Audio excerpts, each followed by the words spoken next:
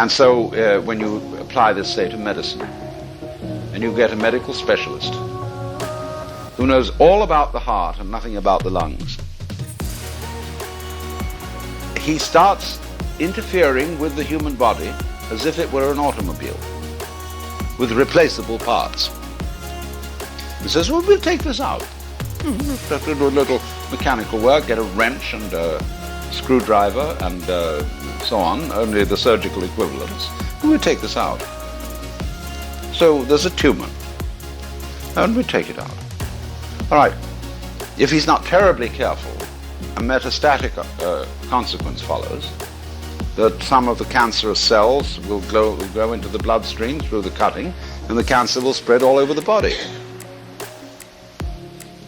Or if you start fiddling around with people's glands and give them certain medicines to stimulate this gland or to cool its operation in some way, you upset a balance which runs through the whole physical system.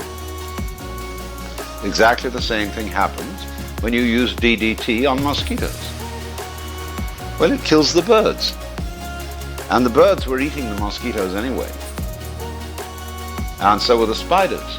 And you kill the spiders along with the mosquitoes, or the fleas. And we find, in other words, that the natural universe is a very intricate system of balances, which cannot really be split. Now, let's take the bees and the flowers. In a world of no bees, there's no flowers. In a world of no flowers, no bees. Because bees and flowers are aspects of the same organism or organization. They go together. So I invent the word goes with to indicate organic relationships. And we as human beings, obviously, we go with an enormous cosmos of geological, botanical, and zoological events.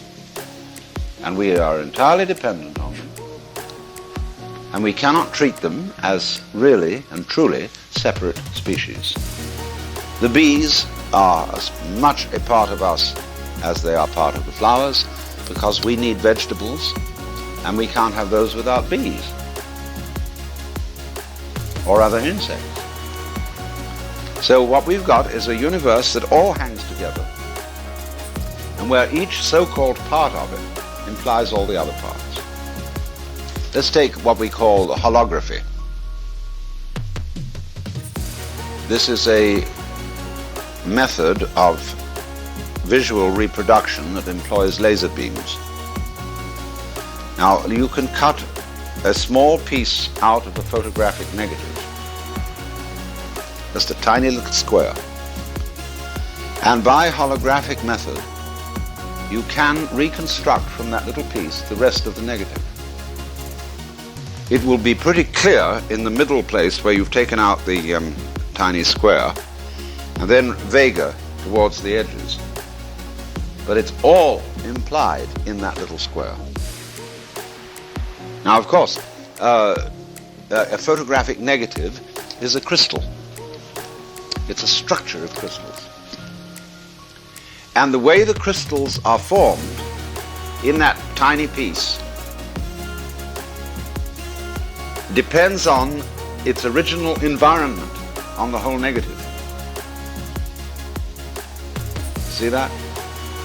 You, the way you are, depends on or goes with your cultural, social, and biophysical environment. So there is really and truly no way of separating out independent things. And this is difficult for people to understand because of our method of motion. A plant is understandable as something growing out of the earth because it's rooted. But human beings wander about on legs. We don't seem so stuck to things as plants do. And therefore we have delusions of separation. But what about the seed that comes from the plant? It's fascinating how plants have different methods of seeding themselves.